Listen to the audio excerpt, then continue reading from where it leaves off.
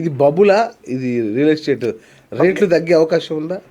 తగ్గదు, పెరగకపోయినా కానీ ఆగిపోయినా కానీ సంవత్సరం లోపల డబుల్గా. ఇప్పుడు 4-5 సంవత్సరాలు పెరగలేదనుకోండి, ₹1,00,00,000 పెట్టారనుకోండి, 4-5 సంవత్సరాలు పెరగలేదనుకోండి, ₹1,50,00,000 అవుతుంది లోన్ తీసుకుంటే. మీ డబ్బు అయితే పర్వాలేదు. ఇంకోటి రియల్ ఎస్టేట్లో పెట్టుబడి పెట్టే ఎప్పుడైనా కానీ మన సొంత డబ్బు పెట్టండి, అప్పు తీసుకొని పెట్టకండి. మీరు ఎంత ఉండండి, మీరు ఎంత ఉంటే అంత పెట్టండి, లేకపోతే పెట్టకండి, పర్లేదు. కానీ అప్పు తీసుకొని పెడితే మాత్రం ఖచ్చితంగా ఆ ఇంట్రెస్ట్ బర్డెన్ ఎక్కువ అవకాశం ఉంటుంది, ఈఎంఐ ప్రాబ్లం అవుతుంది, మెంటల్ టెన్షన్, ఫైనాన్షియల్ టెన్షన్, అన్ని విధాల టెన్షన్ అయ్యే అవకాశం. రియల్ ఎస్టేట్లో పెట్టడానికి మొదటి లక్షణం రియల్ ఎస్టేట్ గోల్డ్. మీ సొంత డబ్బులే పెట్టండి, ఎంత ఉంటుందో పెట్టండి. కరెక్ట్. వెయిట్ చేసే టైం అంతా వెయిట్ చేయండి, వస్తుందే పెట్టకండి, సేఫ్టీ కోసం పెట్టండి. ఇప్పుడు హెచ్ఎండిఏ ఉంటుంది, అట్లాగే డిటిసిపి ఉంటుంది. ఈ రెండిట్లో ఏది బెస్ట్ ఇన్వెస్ట్ చేయడానికి? ఏదైనా ఒకటే. అప్రూవ్డ్ అథారిటీస్ కాబట్టి ఏదైనా అప్రూవ్డ్ అథారిటీ కాబట్టి మనకు సేఫ్టీ ఆఫ్ ఇన్వెస్ట్మెంట్, ఎలాంటి రిస్క్ ఉండదు. కాకపోతే ఏంటంటే దాంట్లో కూడా ఏమైనా ఉందా అని మనం సెకండ్ కన్ఫర్మ్ చేసుకోవాలి, లీగల్ ఇష్యూ కన్ఫర్మ్ చేసుకోవాలి. ప్రతి లీగల్ పర్చేజ్ చేసే ముందు, రియల్ ఎస్టేట్ పర్చేజ్ చేసే ముందు ఒక అడ్వకేట్ ఒపీనియన్ తీసుకోండి. సేల్ డీడ్ కానీ అగ్రిమెంట్ కానీ అడ్వకేట్ ద్వారా చేయించండి, రిజిస్ట్రేషన్ తర్వాత వేయించండి. ముందు మాత్రం లీగల్ ఒపీనియన్ ఒకటి, ఇంకోటి మాస్టర్ ప్లాన్ ఉంటుంది. ఆ మాస్టర్ ప్లాన్ ప్రకారం ఇది దాంట్లో ఎఫెక్ట్ అయిందా లేదా చూసుకోవాలి. అంటే కొన్ని ఇండస్ట్రియల్ ఏరియాలు ఉంటాయి, వాటర్ జోన్లో ఉంటాయి, కొన్ని ఏమో రెసిడెన్షియల్ ఏరియాలు ఉంటాయి, అలాంటివి చూసుకోవాలి. లేకపోతే ఇండస్ట్రియల్ ల్యాండ్ తక్కువ రేటుకు దొరుకుతుంది కొన్నామనుకోండి, అంటే రేషన్ కట్టలేదు, అది చూసుకోవాలి. ఆ ఏరియా జోన్ చూసుకోవాలి. కొన్ని గవర్నమెంట్ ల్యాండ్స్ ఉంటారు, అది కూడా చూసుకోవాలి. ఇలాంటి వాటి చూసుకొని దానికి ప్రొసీజర్ ఫాలో అయిందా లేదా, దాని ప్రకారం జీవో ఇష్యూ అయిందా లేదా చూసుకొని అది పర్చేజ్ చేసుకోవాలి. దానికి advocate is real correct person. ఇంకోటి దానికంటే legal adviser, bank legal advisers ఉంటారు, బ్యాంక్ అని అలాంటి వాళ్ళ ఒపీనియన్ కూడా తీసుకుని ఇంకా మంచిగా బెటర్. కరెక్ట్, బాగా చెప్పారు. అవును, బ్యాంక్ లీగల్ అడ్వైజర్స్ ఉంటే పోతుంది ఫీజు అంతేగాని, బట్ ఈ they will give correct advice మనకు. కరెక్ట్.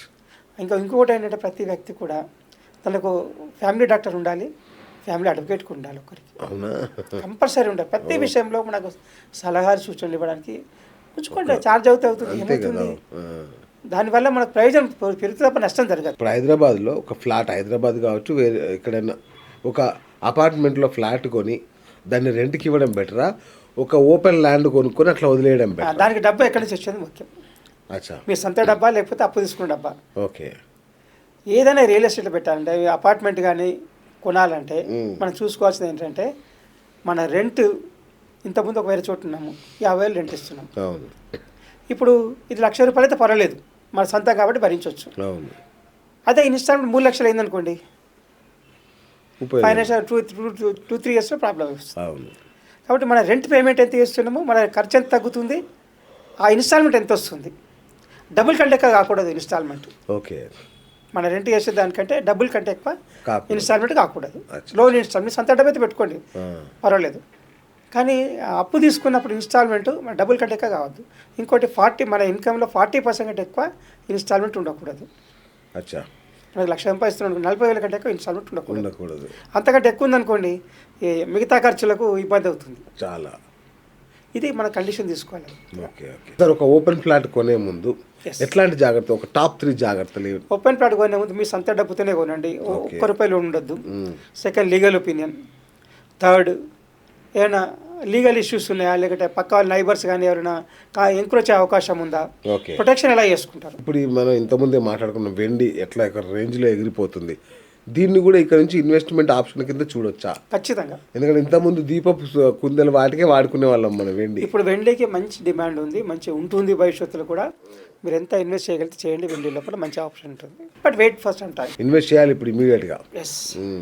ఏ రేట్ దొరుకుతా ఆ రేటుకు మీ ఇష్టం ఎంత దొరుకుతుంది. ఓకే. ఇప్పుడు మొన్న చూసాము, మన ఒక న్యూస్ వచ్చింది ఏంటంటే, ఇండియాలో ఈ పాత వస్తువులు ఉంటాయి చూడు, వెండి వస్తువులు 100 టన్నులు వెండి అమ్మేశారంట. ధర పెరిగిందని. 100 టన్నులు. 100 టన్నులు అంటే ఎన్ని? 1000 క్వింటాల్స్. అవును. 1000 క్వింటాల్స్ అంటే ఎన్ని కిలోలు? 1 lakh. అవును. 1,00,000 కిలోలు వెండి అమ్మేశారన్నమాట, ఫిజికల్ వెండి.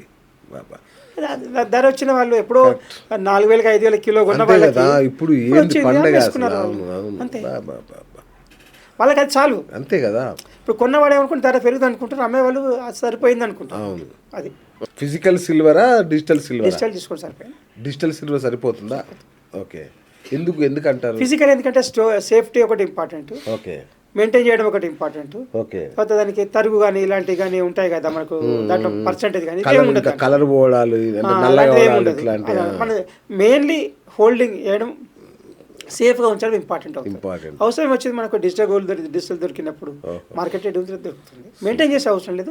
దాని మీద ఇంట్రెస్ట్ కూడా ఇస్తున్నది దీంట్లో కొన్ని ఫండ్స్ ఇయర్లీ. ఇప్పుడు గోల్డ్ బాండ్స్ అయితేనేమో 2.5% ఇచ్చేవాళ్ళు, సిల్వర్ ఇప్పుడు గవర్నమెంట్ మానేసింది గోల్డ్ బాండ్స్ ఇవ్వడం. ఇప్పుడు ఓన్లీ సిల్వర్ ఈటీవీ ఫండ్స్ అవుతున్నాయి, ఈటీవీ ఫండ్స్ ఉన్నాయి, వాళ్ళు ఇన్కమ్ ఏమి ఇవ్వట్లేదు కానీ మనం ఎనీ టైం ఎన్కాష్ చేసుకోవచ్చు. సార్ ఇప్పుడు ఇండస్ట్రియల్ డిమాండ్ పెరగడం వల్లనే అని చెప్పారు మీరు ఇంతకుముందు. మరి రాబోయే 5 ఏళ్లలో వెండిని ఎట్లా చూడొచ్చు మనం? Valuable investment. అవునా? Most valuable investment. ఓకే. ఇక చిన్నవి కొనడాలు లేవు, ఇంకా గట్టిగానే కొనవచ్చు. ఇక ల్యాండ్ విషయానికి వస్తే సార్, ఇక మీ సబ్జెక్ట్ ఇది. సో ల్యాండ్ మనం అమ్మినప్పుడు వచ్చే లాభం ఉంటుంది కదా సార్, దాని మీద ట్యాక్స్ ఎట్లా ఆదా చేయొచ్చు సార్? ట్యాక్స్ తగ్గించుకునే అవకాశం ఏంటంటే ఏదైనా ల్యాండ్ అమ్మినప్పుడు దాని మీద వచ్చిన లాభం ఉంటుంది కదా, ఓకే, ఆ లాభాన్ని రెసిడెన్షియల్ హౌస్కి పెట్టుబడి పెడితే, వేరే మనం ఉండటానికి ఇల్లు కొనుక్కోవడానికి ఉన్నామనుకోండి, దాని మీద ఎగ్జామ్షన్ వస్తుంది ట్యాక్స్. లేకపోతే 12.5% ట్యాక్స్ కట్టాలి. ఓకే. మీరు సపోజ్ 10 లక్షలకి అమ్మారు, ఇప్పుడు 1 లక్ష రూపాయలకు కొన్నారు, అది అంటే లాభం అనేది 9 లక్షలు. ఆ 9 లక్షల మీద 12.5% ట్యాక్స్ కట్టాలి ల్యాండ్ అమ్మితే. లేదు నేను ఏదైనా ఇల్లు కొనుక్కుంటాను అనుకోండి, ఫ్లాట్ కానీ ఇల్లు కానీ కొంటాను అనుకోండి, రెసిడెన్షియల్ అయి ఉండాలి కంపల్సరీ, అది కమర్షియల్కి రాదా బెనిఫిట్. కొనుక్కుంటే దానికి ట్యాక్స్ లేదు, ఆ 12.5% మిగులుతుంది. మనకు బంగారం అమ్ముతూ ట్యాక్స్ కట్టాలా సార్? ఏది అమ్మినా కానీ మీకు లాభం వచ్చినప్పుడు ట్యాక్స్ కట్టాలి, 12.5%. చాలా మంది తెలియదు ఈ విషయం. మీరు బంగారం అమ్మండి, మనం కొనుక్కున్న ఫర్నిచర్ అనుకోండి, సిల్వర్ అనుకోండి, ఏదన్నా అమ్మండి. ఓకే.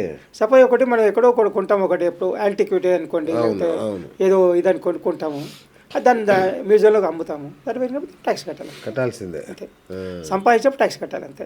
సంపాదించిన దాంట్లో 1/5 మనకి కాదనుకోవాలి అంతే గవర్నమెంట్. అగ్రికల్చరల్ ల్యాండ్ కొంటే ట్యాక్స్ బెనిఫిట్స్ ఉంటాయా సార్? అగ్రికల్చర్ ల్యాండ్ లిమిట్ ఏముందంటే మున్సిపల్ లిమిట్స్ నుంచి 10 కిలోమీటర్స్ బయట, ఓకే, మున్సిపల్ అవుటర్ లిమిట్స్ నుంచి 10 కిలోమీటర్స్ బయట ఉంటే అది అగ్రికల్చర్ ల్యాండ్ కింద అవుతుంది. అచ్చా. అంత లోపల ఉందనుకోండి అగ్రికల్చర్ ల్యాండ్ అయినా కానీ దాన్ని అమ్మినప్పుడు ట్యాక్స్ కట్టాల్సి ఉంటుంది ఇన్కమ్ ట్యాక్స్ ప్రకారం. 10 కిలోమీటర్లు అవుతారంటే ట్యాక్స్ కట్టే అవసరం లేదు దాని మీద వచ్చిన లాభం పైన. కానీ వ్యవసాయం చేస్తూ ఉండాలి, గత 3 సంవత్సరాలు కూడా పంట పండిస్తూ ఉండాలి, దానికి సాక్ష్యం ఉండాలి. ఒకవేళ మన సాక్ష్యం మనం పండించని చెప్పామనుకోండి, కాదు సెటిలేట్ ఇన్కమ్ ట్యాక్స్ వాళ్ళు తీసుకుంటారు, ఆ 2 ఇయర్స్ వ్యవసాయం చేస్తారా లేదా అనేది వాళ్ళు ప్రూఫ్ చేస్తారు. వాళ్ళు సెటిలేట్ తెలుస్తుంది వాళ్ళకి, మనకు లాస్ట్ 12 ఇయర్స్ రికార్డ్ తెలుస్తుంది పంట పండించారా లేదా అనేది. అక్కడ వాళ్ళు ఎవిడెన్స్ పెట్టేసి ఇది నా అగ్రికల్చర్ వాడలేదు కాబట్టి ట్యాక్స్ కట్టాల్సిందని చెప్పొచ్చు. Income tax most advanced. Government is most advanced digitally. Income department మోసం చేయలేము. ఇంతకుముందు నాకు కాదు.